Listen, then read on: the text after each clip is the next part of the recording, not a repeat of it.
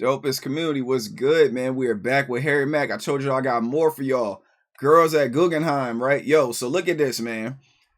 I've been seeing a lot of people talk about this joint right here. I'm glad we can have it out here. I was initially about to do a full hour stream to it, but we already found another one. We're gonna do the whole hour and 40-minute stream to another one of his live streams. So I've been seeing a lot of people react to this and everything. When I say I've seen a lot of people react to it, I don't mean I've watched it. I mean it came up on my timeline, obviously, because of my algorithm. So this one right here is Flow State with Harry Mack and Rick Glassman. So it comes from a stream and everything, and it's clipped out for this part right here. I have the lyrics for it up here. I normally don't be having the lyrics for Harry Mack up here, but I'll put them up here just in case we miss something. So it says...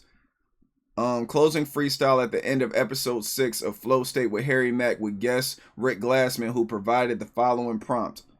And then it's like this long thing. I'm not gonna read all that, man. But yeah, but maybe this could be you in 10 years. Okay, you are at a museum, Guggenheim, that's in New York. All right, cool. Whatever is going on.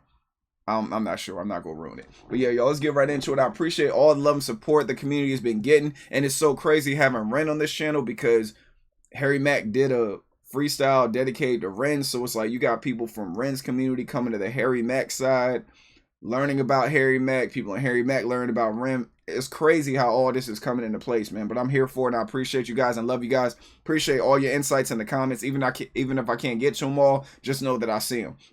But yeah, let's get right into this, man. Salute to Harry Mack, salute to Rick Glassman, salute to Ren. Let's go. Could I give you one? Yeah, let's go. Are you single?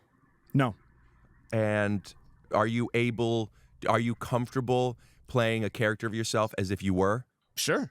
Maybe this could be you 10 years ago? Yeah. Okay. And you are at a museum. Yeah. And Guggenheim. Oh, Guggenheim, sure. yeah. Okay. That's in New York. That's the spiral one? I wasn't even picturing a Guggenheim museum. I was just a Guggenheim exhibit. Okay, yeah. But okay. yes, the spiral, maybe. I don't know. Yeah. That's on you. Okay, yeah. And you went because you are getting into, because you're younger, you're getting into music, rapping, lyrics, poetry, and admittingly, you don't know where to begin to become more cultured. You're just, museums are a thing. I'll try and do that. Yeah.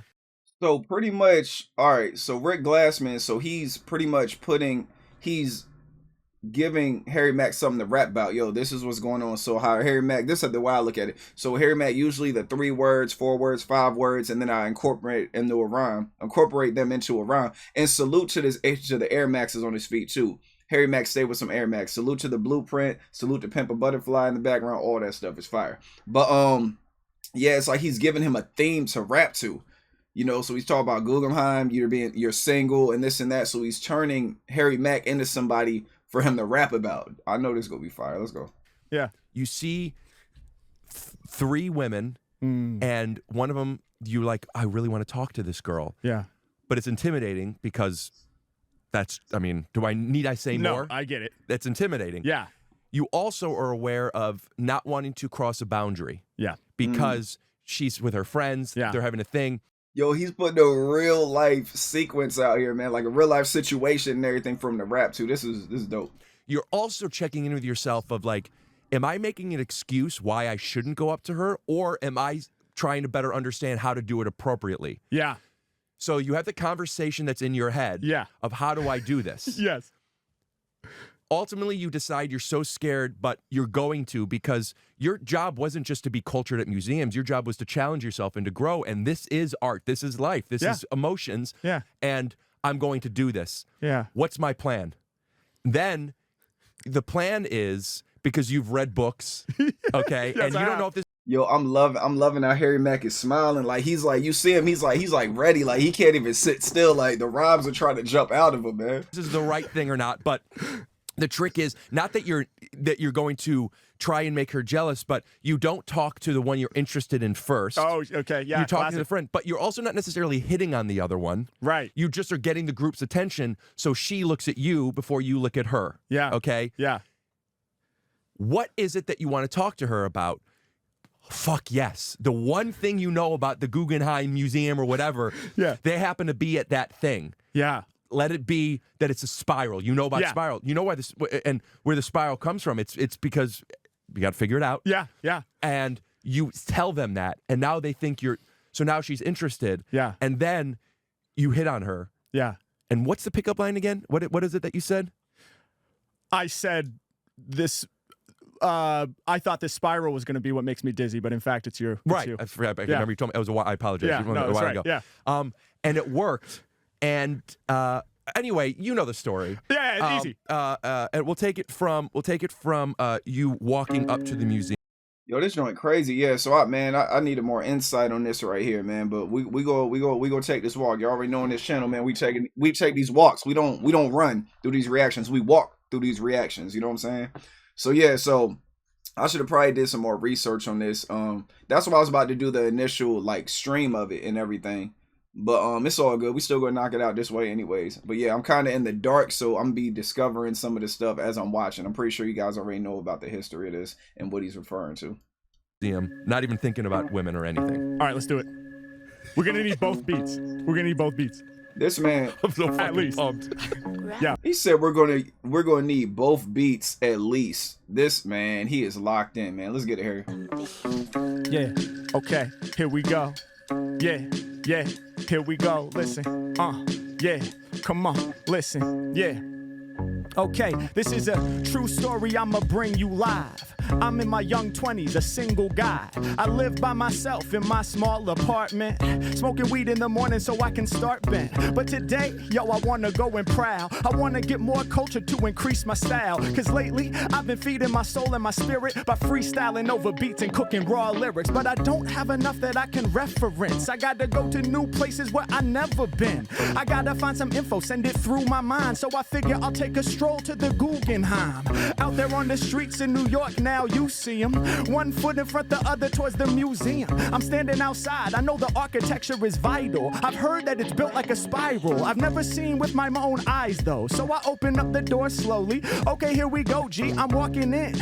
And I'm instantly filled with passion. A single man with no attachment. So my soul is wide open and my heart is open too. And I'm looking for some love, that's what I pursue. Love from the art that I see on the walls. When I peep out the pieces, my brain starts to evolve. God damn, I'm looking up high. It is indeed shaped like a spiral that elevates to the sky. I wonder why it is. The truth is I don't know. I wonder if that will be useful later on though. That's some foreshadowing. I'm moving through the room. Yeah, suddenly my whole soul is consumed. Yeah, I've been here for about 15 minutes, but I feel like the size of the display is infinite. I'm not timid. I'm looking around. Sometimes I feel awkward by myself with both feet on the ground. I put my hands in my pockets at times and then I wonder, but then I bring it back to the art so I won't blunder. And suddenly, out of the corner of my eye, something beautiful, it starts to arise. At first I figured that it was a piece of art, but it's not art that is fluttering my heart. I look to the side so that I can finally see not just one beautiful woman, but three. And out of that trio, there's one that I know was made for me, bro. Should I approach her? Let's see. No, I probably can't do that. Shit. That doesn't seem right. I mean, let me try to exercise a bit of foresight. Now my thoughts are rushing so fast I can hardly even understand what I'm really thinking, and I feel like it's a small opportunity that I might miss even if I'm blinking. Now I'm shrinking down to size. Okay, take a deep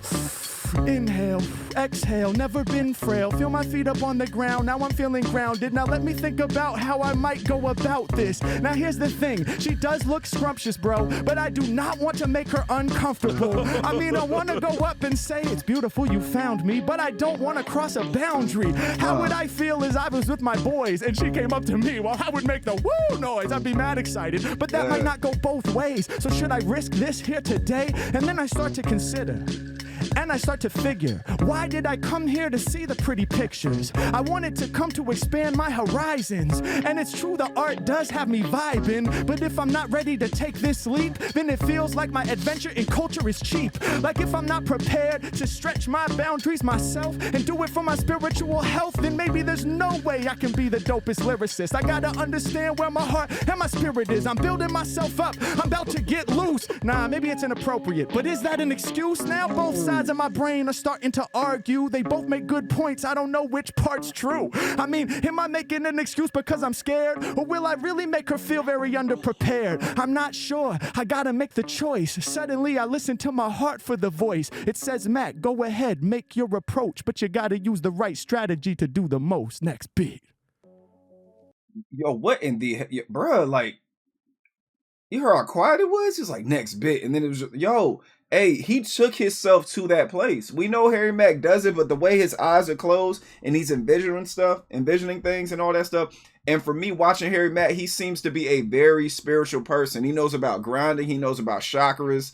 He knows a lot about spirituality and all that stuff. And then I see him go to that place, like, you know what I'm saying? I'm pretty sure he like, you know, speaks positive affirmations to himself and all that other stuff in the morning, at night, like meditation. And I'm pretty sure he does all that stuff. Just the way he moves at one with himself and at peace. Even when negativity approaches him, the way that he deflects it, he doesn't allow it to, he doesn't consume it. He doesn't allow himself to let it in. He just keeps it out there, and then he battles back with positivity. It's just like when you look beyond the bars and everything, it's just like you can really feel his music. And that's the dope thing about hip hop that I love. Like things that Harry Mack is doing, that's what hip hop is about, man. You can feel it, you can relate to him. It brings people together. That's the thing I love the most. And with the girl, it's just like the way, and then like he's talking about real stuff. So it's like when we're talking, like when we're about to go approach a girl and everything, it's like, dang, man, what should I do? Like, do I just come at her? You know, she got friends around. If I was with my boys, I know how I act because that's the ego. But in my mind, I'm like, yo, maybe I should talk to her. Maybe I shouldn't. It's like there's so much relatability into this, man. And the way that Rick Glassman set it up for him and all that is just fire to me. And then he's just taking himself to that point on that journey and everything. So yeah, so let's see what's going on. I didn't know there's a part 2. Let's see what's popping with part 2. Okay. Salute to the producer too, man. Y'all drop the producer in the comments if y'all can. I'm gonna do my own research and find out who the producer is, and I'm gonna put them in the description. But if y'all guys know who it is and you don't see it in the description, that means I didn't find them. So y'all make sure y'all put them in there so we can give them credit, because that beat was flames. We gotta do this. All right, I can't just go. No, I can't go right to her. That wouldn't work. Okay, what can I do? Okay. I love this right here, because now it's like he's seen her and everything. He's locked in on her. He wants her. But now it's like for part 2, he's going to have it set up where, you know, you hear him talking about it. Okay, we got to do this. All right, I can't just stop. You know, I got to go to her. Wait, like he's nervous. He doesn't know what he wants to do. He's nervous, but on the surface, he's looking calm and ready. You know, some Eminem bars a little bit. But yeah, he's nervous right now, man. Let's see what he got to say to Shorty. All right. Yeah. Can't go right to the one. That's not the way to get this done. If I try that before it even starts, it ends. I'm better off starting with a friend. I won't really go there and flirt. Nah, see, that would never work, because I don't want to make the one I'm focused on jealous. Yeah, this is the story I'ma tell, bruh. Hey, yo, I'm gonna walk up to the friend, start the conversation there just to make her aware. That way she can look at me before I'm looking at her, and she'll become aware. Hopefully she'll like what she sees. Yeah, this is my opportunity. They're standing right in front of a famous piece. Now I gotta let my knowledge release. I walk up to the side, say to her friend, doesn't it seem like the art never ends? Right when I said it, she was making a joke to her friend and didn't hear me. My heart got broke, so I tried again.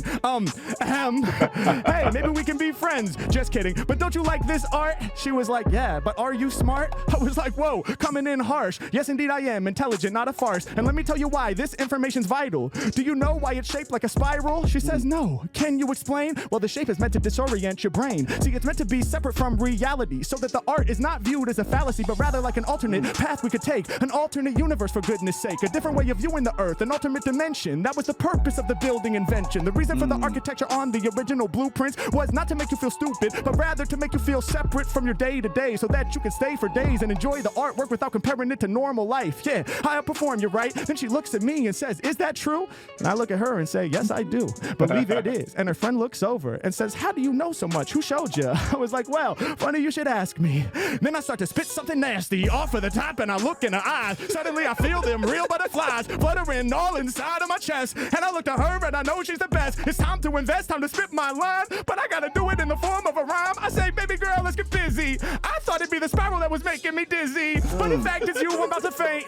Feeling strong right now, not quaint.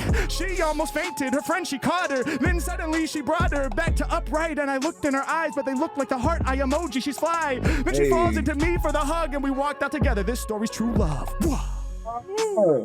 Yo, bruh. Okay, I think we found our clip. Yo, that drum right there is so fire, man. It's like he set it up where it's like, all right, you want it, because I wanted to go through like and do, like I said, like I have the lyrics handy, but it's like I don't even want to go to the lyrics because it's so upfront. I mean, we can kind of refer to him a little bit, but I'm not gonna read it lyric by lyric. But like, yeah, in the beginning when he was saying like, "This is a true story, I'm about to bring you live," and he's talking about, you know, like they were already talking about the spiral and Guggenheim and everything, and how Harry Mack knows what it means. So he's like, "Hey, go through, you know, put yourself in this place." And Harry Mack's just going through, he's talking about what's going through his mind. He sees the lady over there that he likes and all that stuff, and he's setting up him being a single man and all that stuff. You know, what he's talking about, he was like, when he was like, where's that part at, y'all? Yeah, so he's like, "I put my hands in my pockets at times, then I wonder, but then I bring it back to the art so I won't blunder.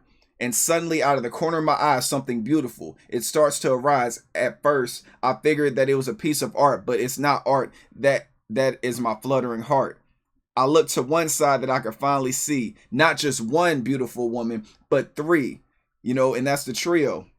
There's one that I know was made for me, bro. Should I approach her? Let's see. No." And then that's why it's so dope, because he talks about where he's from and everything. He talks about his apartment. He talks about going to the Guggenheim, the reason why it is what it is. And then, you know, he's just like, he's fluttered. He don't even know if he want to talk to her. So in the second verse, I like how he's like, he approaches her and he speaks to her, but she's interrupted by her friend. So he's like, "All right, maybe she didn't hear me. Let me speak again." And then she look at him like, "Yo, are you smart?" And then he tells him about the Guggenheim with the spiral and everything. And he breaks down all that stuff, and their mind is blown. They're like, "Yo, how do you know that? Is that true?" He's like, "Yeah, it's true." And then after that, you know, he's like, "All right, let me spit a rap off the top." And then she falls in love with him more when she hears him rap. So you see, like what he said, like with the heart emojis and the eyes and everything. She sees that, she falls in love for him, she falls into him. Her friend is like, "Oh my gosh," it's like, the story got crazy, man. The joke was dope, man.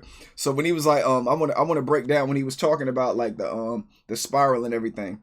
Where is it at? Yeah, because she was like, with the part, she said he was smart. Yeah, she was like, he's like, "Hey, maybe we could be friends." "Just kidding. But don't you like this art?" She was like, "Yeah, but are you smart?" I was like, "Whoa, coming in harsh. Yes, indeed, I'm intelligent, not a farce. And let me tell you why. This information is vital. So you want to know why it's shaped like a spiral?" She says, "Now, no, can you explain?" He starts cooking. "Well, the shape is meant to disorient your brain. See, it's meant to separate from reality. So the art is not viewed as a fallacy, but rather like an alternate path that we could take, an alternate universe, for goodness sake, a different wave of viewing the earth, an alternate dimension. That was the purpose of the building invention. The reason for the architecture on the original blueprints was not to make you feel stupid, but rather to make you feel separate from the day to day, so you can stay for days and enjoy the artwork without comparing it to normal life. Yeah, I outperform you, right?" Then she looks at me and says, "Is that true?" I look at her like, and he laughs, he's like, "Yes, I do." And then he's like, "Believe it is." And her friend looks over and says, "How do you know so much? Who showed you?" You know, and then now it's like, now he's got him locked in and everything. Then after that, he started spitting off the top and everything not long after that.